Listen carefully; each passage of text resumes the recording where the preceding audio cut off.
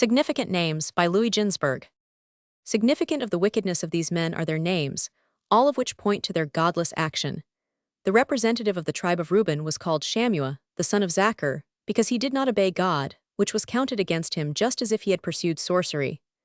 Shaphat, the son of Hori, was Simeon's representative.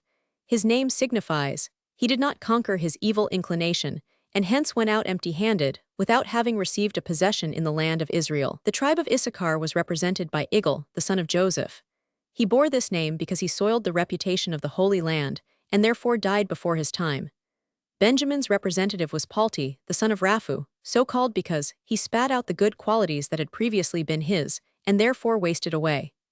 The name of Gadiel, the son of Sodi, Zebulun's representative, signifies, he spoke infamous things against God in executing the secret plan of the spies. Manasseh's representative, Gadi, the son of Suzi, was so called because he blasphemed God and aroused his wrath. For it was he who said of the land, "It eateth up its inhabitants." But the worst one among them was Amiel, the son of Gemali, the representative of Dan, for it was he who said, "The land is so strong that not even God could go up against it." Hence his name, which means, he cast a shadow upon God's strength, and he was punished according to his wicked words, for he did not enter the promised land. Asher's representative was Sethur, the son of Michael, who had resolved to act against God, and instead of saying, "Who is like unto God?" he said, "Who is God?"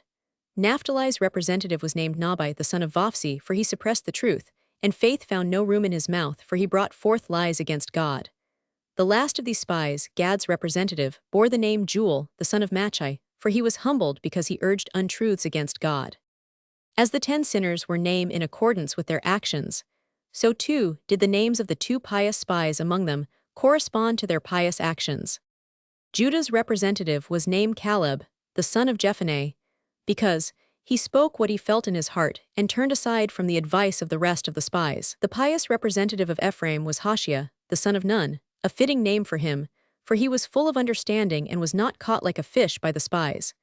Moses, who perceived, even when he sent out the spies, the evil intentions they harbored, changed Hoshea's name to Joshua, saying, "May God stand by thee, that thou mayest not follow the counsel of the spies." 505. This change of name, that was brought about by the prefixing of the letter Yod, at last silenced the lamentations of this letter, for ever since God had changed Sarai's name to Sarah, the letter Yod used to fit about the celestial throne and lament, "Is it perchance because I am the smallest among the letters that thou hast taken me away from the name of the pious Sarah?" God quieted this letter, saying, "Formerly thou wert in a woman's name, and moreover at the end. I will not affix thee to a man's name, and moreover at the beginning." This promise was redeemed when Hoshea's name was changed to Joshua. 506. When the spies set out on their way, they received instructions from Moses how to conduct themselves, and what in particular they were to note.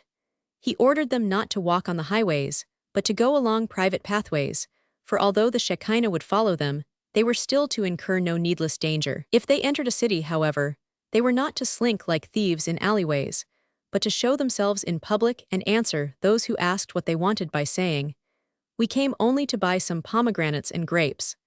They were emphatically to deny that they had any intention of destroying the idols or of felling the sacred trees. Moses furthermore said, "Look about carefully what manner of land it is, for some lands produce strong people and some weak, some lands produce many people and some few. If you find the inhabitants dwelling in open places, then know that they are mighty warriors, and depending upon their strength have no fear of hostile attack. If, however, they live in a fortified place, they are weaklings, and in their fear of strangers seek shelter within their walls. Examine also the nature of the soil. If it be hard, know then that it is fat, but if it be soft, it is lean." 507. Finally he bade them inquire whether Job was still alive, for if he was dead, then they assuredly needed not to fear the Canaanites, as there was not a single pious man among them whose merits might be able to shield them. 508. And truly when the spies reached Palestine, Job died, and they found the inhabitants of the land at his grave, partaking of the funeral feast. 509.